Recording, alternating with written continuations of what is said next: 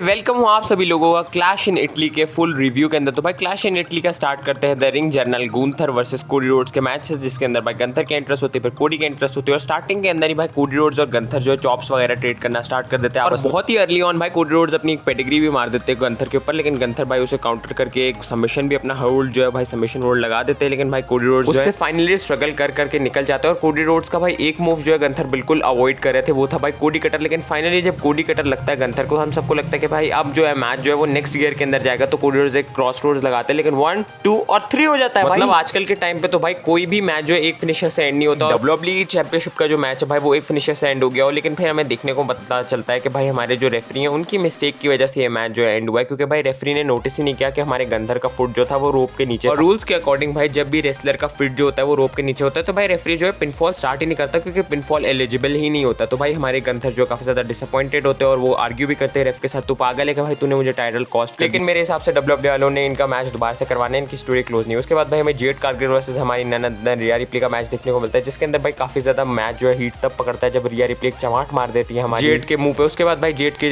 Punter से punter उनको एक दफा बचा भी लेते हैं हारने से, जब भाई उनका फीट जो है रोप के ऊपर बी फैब रख देती है। उसके बाद भाई शार्लेट फ्लेयर आती है, बी फैब और मीचे इन दोनों को ठिकाने लगा देती है। उसके बाद भाई हमारी जेड कारगिल इसका डिस्ट्रैक्शन का फायदा उठा के जेडेड लगा देती है रिया, लेकिन फिर शार्लेट फ्लेयर जो है भाई रिया का फीट रख देती है हमारी टॉप मतलब रोप के ऊपर, जिसकी वजह से भाई जेड कारगिल को गुस्सा आता है, कहती है मैं तुम्हारे सामने हराऊंगी। लेकिन भाई जेड कारगिल का मूव रिवर्स करके रिया रिप्ली रिप टाइड लगा के 1 2 3 और अपना टाइटल रिटेन कर लेती है। उसके बाद भाई हमें देखने को मिलता है बहुत ही कमाल का और फास्ट पेस मैच जो हमें देखने को मिलता है between Oba Femi and the beast Brock Lesnar. और भाई क्या ही कमाल का मैच होता है। जैसे ही मैच स्टार्ट होता है ब्रॉक लेसनर एक F5 लगा देते, फिर दूसरा F5 लगा देते, फिर तीसरा F5 लगा देते, फिर चौथा F5 लगा देते। भाई स्टार्टिंग में ही मैच के 4 F5 लगा देते हैं। उसके बाद पिन करते हैं, मुझे लगता है ये मैच का स्क्वॉश में एंड हो जाएगा 1 2, लेकिन किक आउट कर देते हैं। और भाई ब्रॉक लेसनर भी परेशान हो जाते हैं कि ये बंदा भाई क्या चीज है। उसके बाद भाई पॉल हेमन चिल्लाते हैं कि कमोरा लगाओ, फिर ब्रॉक लेसनर कमोरा लॉक लगाते हैं, लेकिन भाई ओबा फेमी ओवर पावर करके ब्रॉक लेसनर को एक हाथ से उठा के फेंक के बाद भाई ब्रॉक लेसनर फिर से एक F5 लगा देते हैं ओबा के ऊपर, जो होता है 5वां F5 पे रिंग के नीचे ले जाके भाई टेबल के ऊपर 6ठा F5 लगा देते हैं ब्रॉक लेसनर। उसके बाद भाई रिंग के अंदर जाते हैं, ओबा फेमी अपना कम करते हैं और रिंग में आते हैं। भाई ब्रॉक लेसनर इतना डेस्परेट हो गए थे कि भाई वो काउंटर ट्विन भी लेना चाह रहे थे। ओबा फेमी आके कम बैक करते फुल मारते मारते ब्रॉक को, लेकिन जब वो अपना फिनिशर लगाने जा रहे होते हैं भाई ब्रॉक लेसनर उनके ऊपर से कूद के उनको उठा लेते हैं और एक F5 लगा देते हैं 1 2 3 और ब्रॉक लेसनर ये मैच जीत जाते हैं। और भाई मैच खत्म होने के बाद भी भाई ब्रॉक लेसनर ओबा फेमी को देख के बोलते हैं इट्स 1 and 1 इट्स डन बिच। तो हाँ भाई ब्रॉक लेसनर फुल वाइप कर रहे होते हैं और भाई इटली का क्राउड वाज फैंटास्टिक। भाई ब्रॉक लेसनर की ट्यून तक गा रहा होता है। भाई ब्रॉक लेसनर के सॉन्ग के अंदर कोई रिलैक्स नहीं है, तो वो उनकी ट्यून पे हमिंग कर रहे हैं। उसके बाद भाई नेक्स्ट हमें देखने को मिलता है सोल रुका वर्सेस बिग टाइम बैक्स यानी कि बेकी लिंच के बीच में एक आईसी टाइटल का मैच, जो मैच काफी ज्यादा डिसेंट मैच होता है। भाई मैं बोलूंगा कोई भी उतना स्पेशल मैच नहीं था जिसके अंदर ऐसी चीज नहीं होगी जिसको देख के तुम होली शिट बोलोगे। भाई हमारी जो सोल रुका है वो अपने नॉर्मल मूव्स ही लगाते हैं जो काफी अमेजिंग होते हैं, मतलब मून सॉल्ट वूल सॉल्ट। और एट द एंड भाई जब बेकी लिंच अपना फिनिशर लगाने जा रही होती है उसको काउंटर करके भाई हमारी सोल रुका अपना फिनिशर लगा देती है सोल। ये चीज थोड़ी शॉकिंग होगी कि भाई सोल रुका ने जो है आईसी टाइटल जीत लिया। भाई बेकी लिंच को बहुत ज्यादा प्रॉप्स देना चाहूंगा, काफी कमाल का उन्होंने काम किया इस आईसी टाइटल के साथ।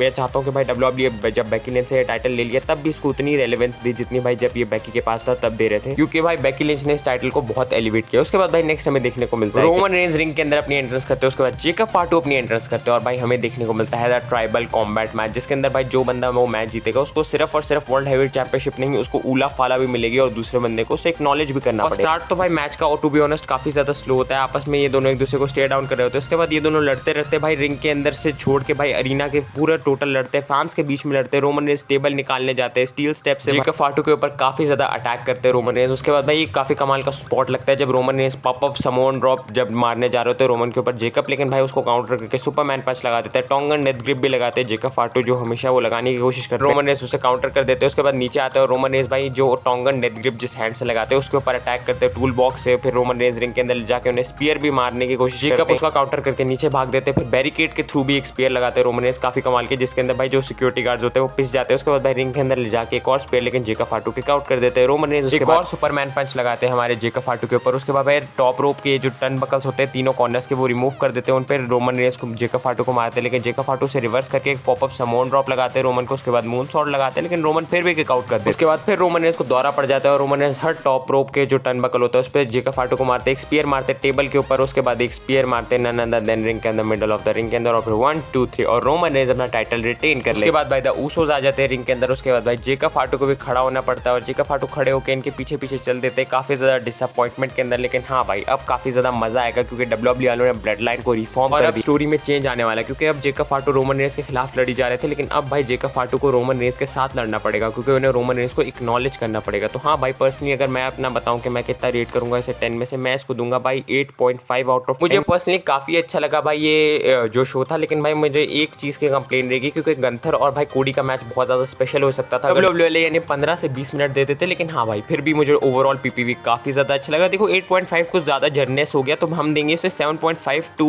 8 के दरमियान में। आप लोग जितना रेट करने कर दो, मैं 7.5 और 8 के दरमियान में से रेट करता हूँ। हम लोग करते हैं 7.9 आउट ऑफ। कुछ देर बाद भाई मंडे नाइट रॉ का भाई रिव्यू आ जाने वाला है, और भाई इटालियन क्राउड को मैं काफ़ी ज़्यादा प्रेसाइज करना चाहूँगा। और भाई अगर आप लोगों को मेरी लॉन्ग वीडियोस भी पसंद आ रही है तो भाई वीडियो को लाइक करो और चैनल को सब्सक्राइब करो, and see you in the next one. तब तक के लिए thanks for watching and peace out.